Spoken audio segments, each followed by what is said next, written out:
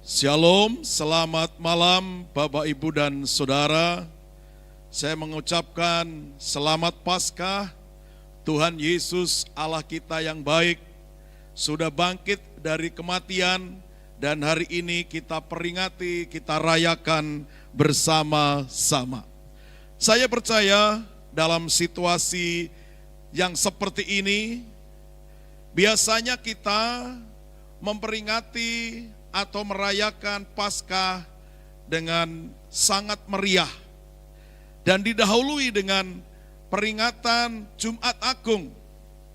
Kita di gereja biasanya bisa menangis, meneteskan mata oleh karena penderitaan yang Tuhan lakukan untuk kita.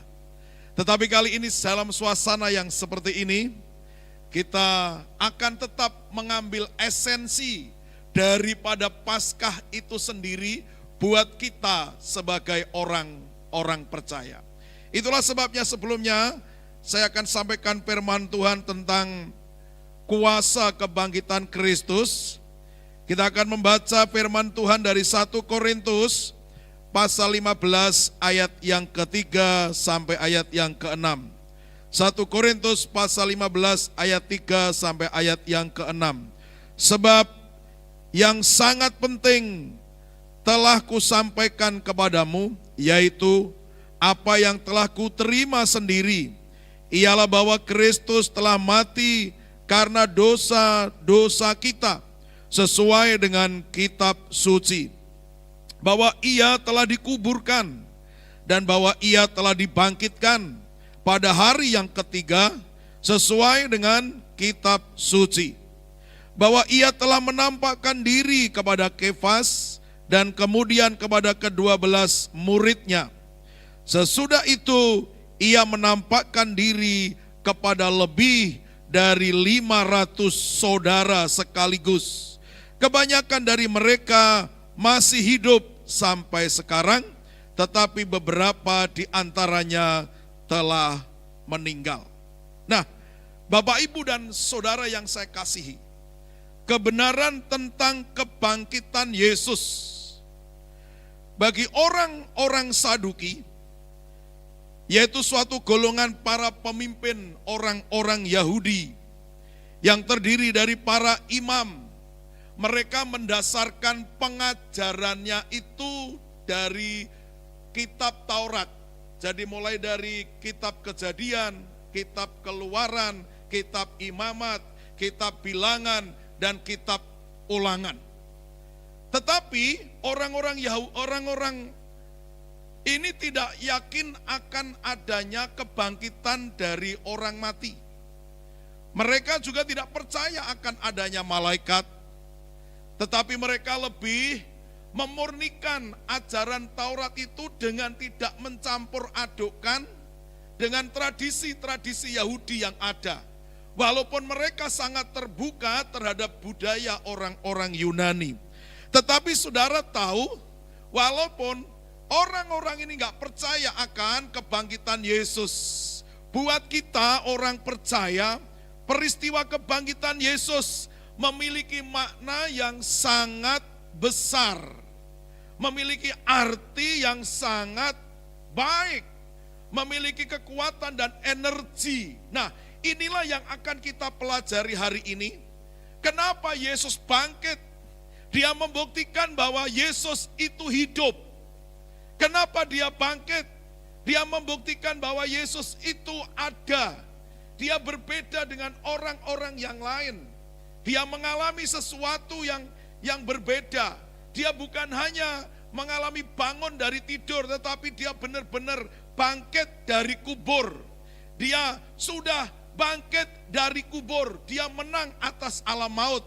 Itulah sebabnya saudara, hari ini buat kita kebangkitan Tuhan Yesus mempunyai arti yang sangat penting dalam kehidupan kekristenan. Apakah arti kebangkitan Tuhan Yesus bagi iman dan hidup orang percaya? Yang pertama kita mau belajar, kebangkitan Yesus kuasanya untuk menyelamatkan. Ini yang pertama. Saya akan baca dari 1 Korintus pasal 15 ayat 1 sampai ayat yang kedua. Dan sekarang saudara-saudara, aku mau mengingatkan kamu kepada Injil yang aku beritakan kepadamu, dan yang kamu terima, dan yang di dalamnya kamu teguh berdiri. Oleh Injil itu kamu diselamatkan, asal kamu teguh berpegang padanya. Seperti yang telah kuberitakan kepadamu, kecuali kalau kamu telah sia-sia saja menjadi percaya. Injil itu isinya salah satu adalah kebangkitan Yesus.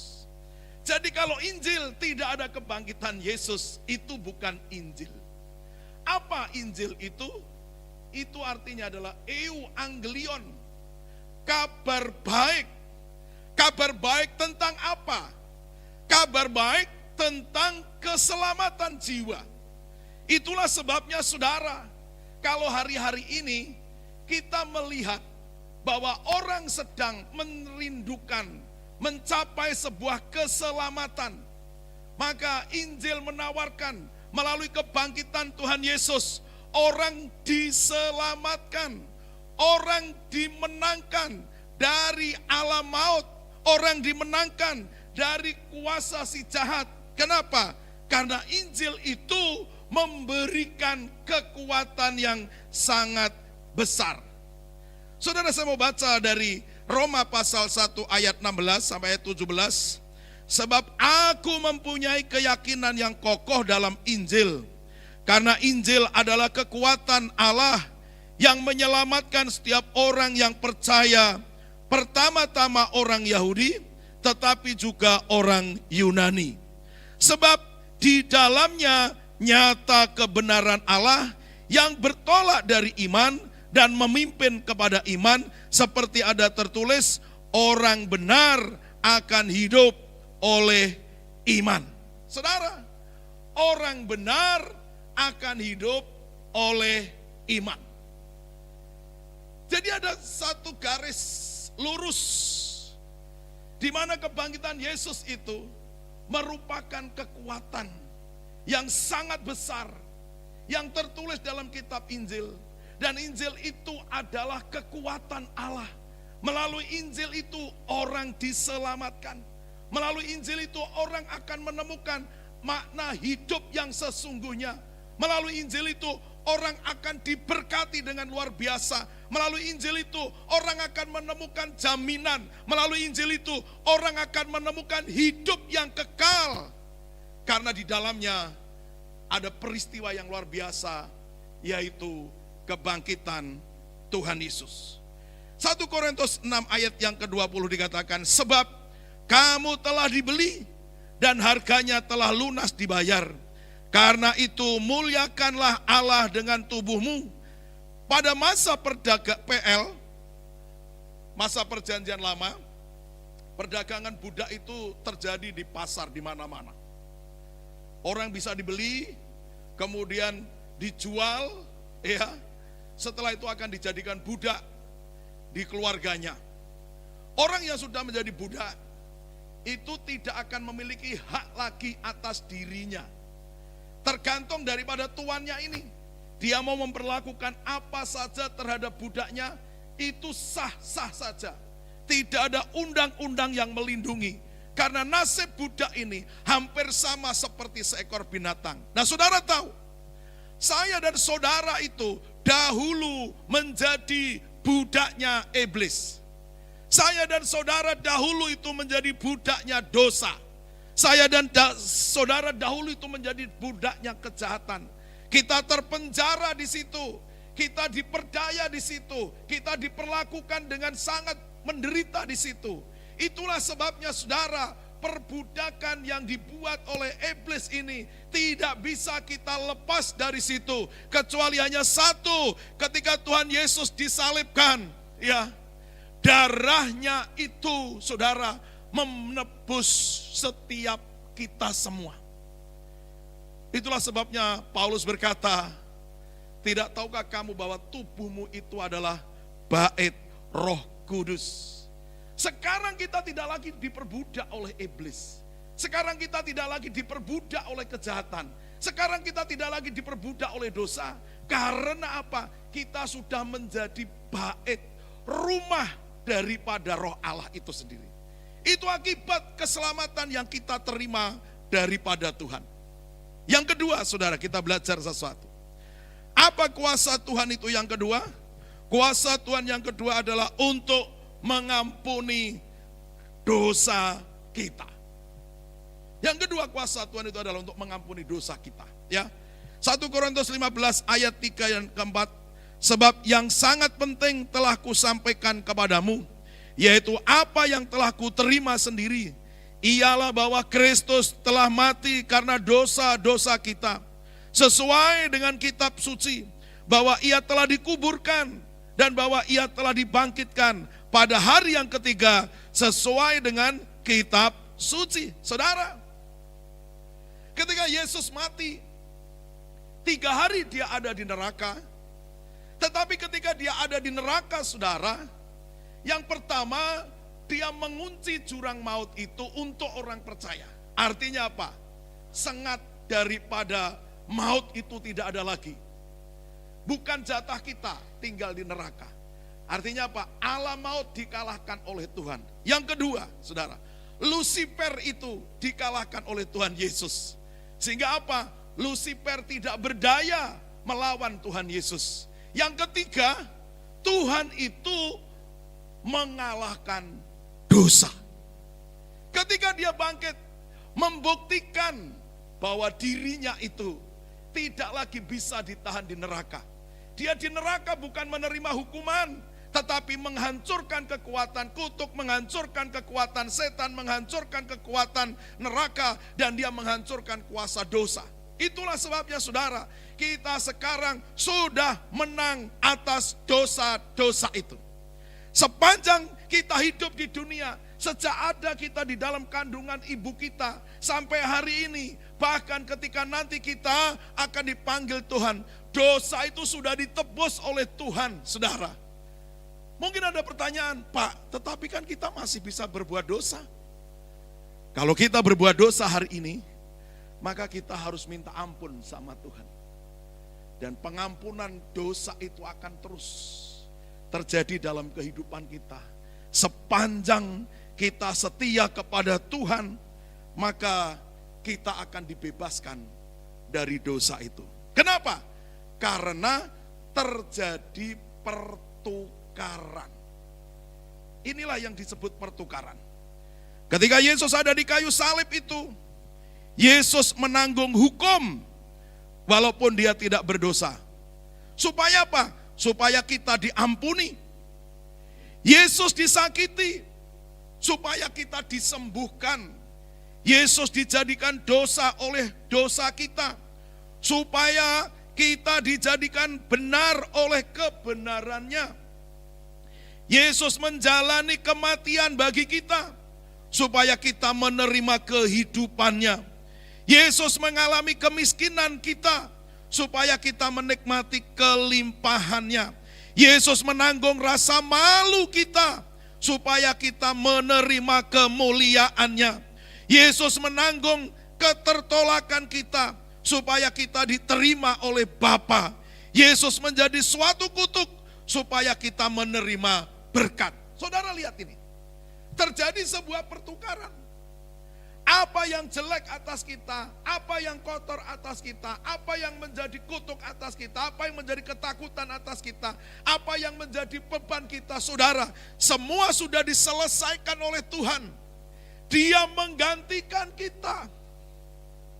Kalau pada masa dulu, untuk orang mengalami pengampunan dosa, itu orang harus membuat sebuah ritual. Memotong binatang, baik itu sapi, domba, atau yang lain. Setelah dipotong, maka darahnya itu dan tubuh daripada binatang itu ditaruh di mezbah, dibakar sampai habis. Tuhan akan mencium aroma dari dupa itu, saudara. Dan ketika Tuhan senang, maka dosa umatnya itu diampuni. Itu pada masa perjanjian lama. Tetapi pada hari ini, darah binatang tidak akan pernah berfungsi lagi buat dosa manusia. Kenapa? yang mampu menyucikan dosa manusia adalah darah Kristus Yesus.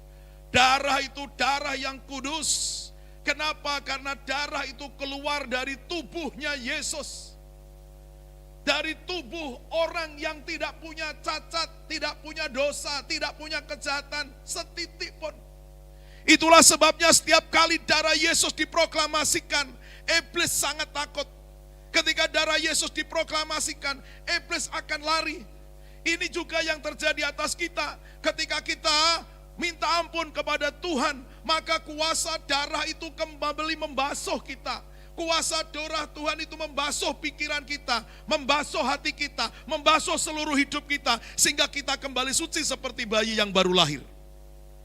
Ini kuasa kebangkitannya luar biasa, saudara. Itulah sebabnya Paulus mengajarkan bahwa apa yang dikerjakan oleh Yesus di kayu salib itu berfungsi untuk menebus dosa-dosa kita. Saya menyadari sekali hari-hari ini betapa ketika dunia sedang digoncang oleh virus corona ini. Lantas kita melihat ya, orang-orang tidak bisa beribadah di tempat-tempat ibadah. Termasuk kita tidak bisa kumpul di gereja untuk beribadah bersama-sama, untuk mengantisipasi penularan virus corona. Tetapi saudara tahu, di situ juga kita sebenarnya oleh Tuhan, supaya kita ini membangun hubungan secara pribadi dengan Tuhan di rumah kita.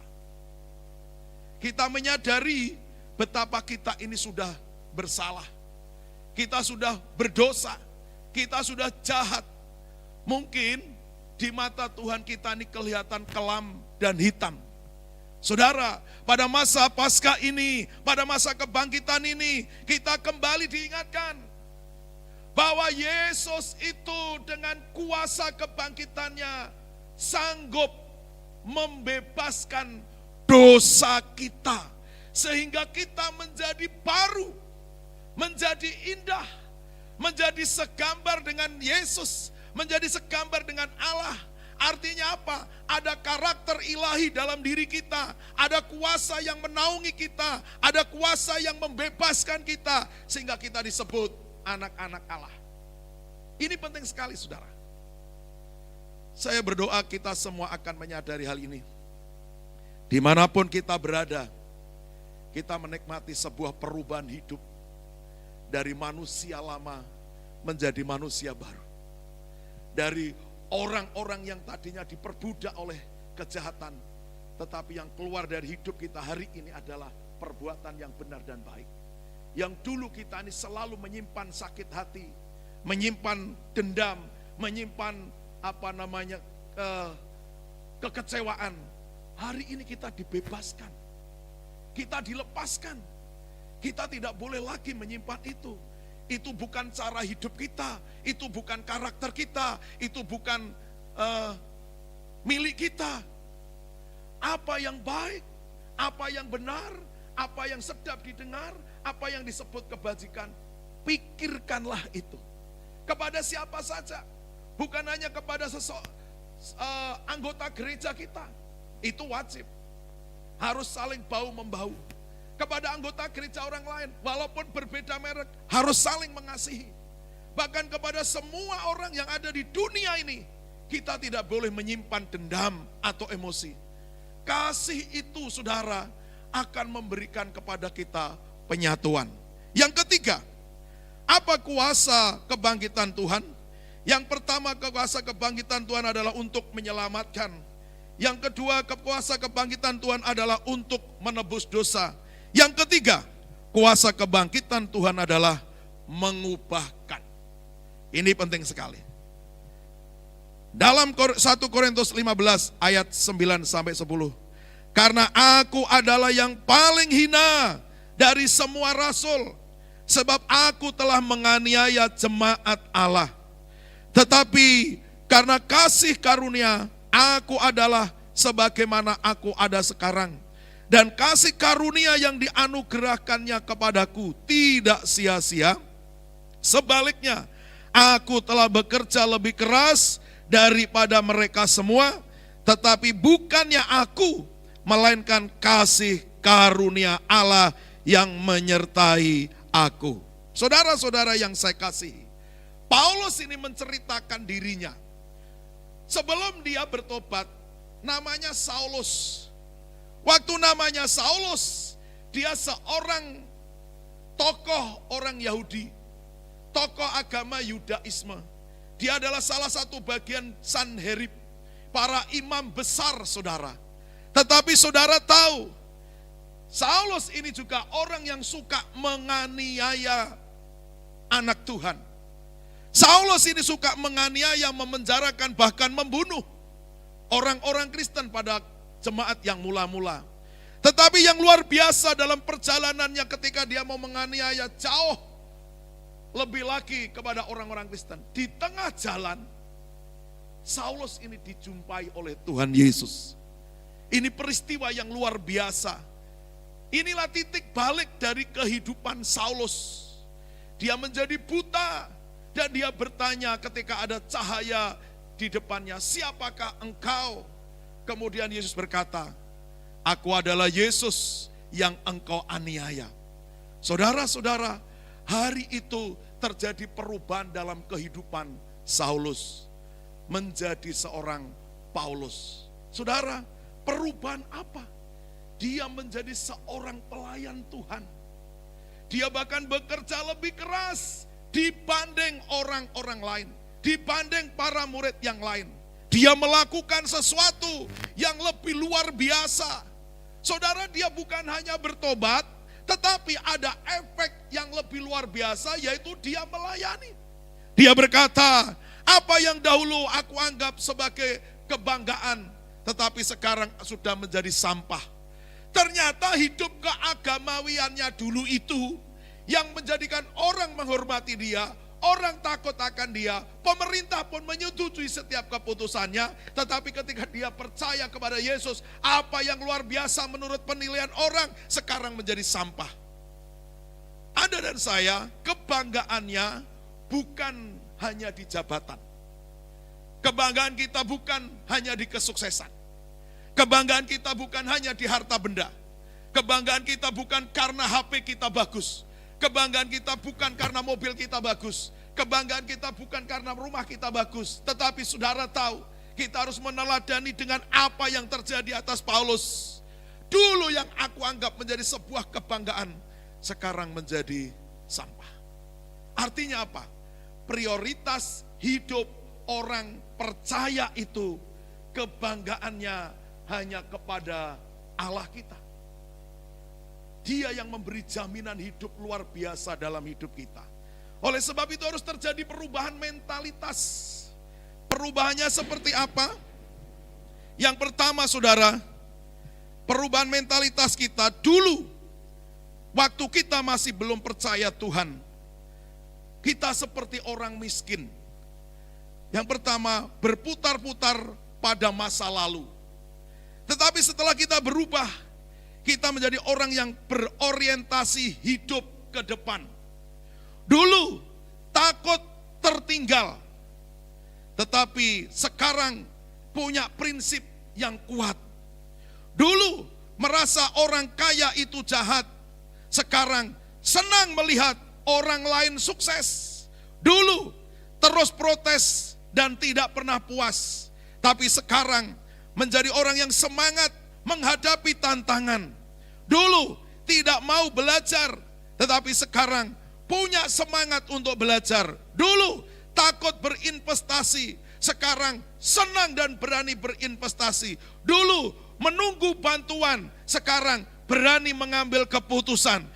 Dulu tidak pernah mandiri, tapi sekarang menjadi orang yang mandiri. Dulu takut pada perubahan, tetapi sekarang berani mengalami perubahan. Dulu takut orang lain menjadi lebih sukses, sekarang menjadi orang yang lain dibantu untuk menjadi sukses. Itu kita.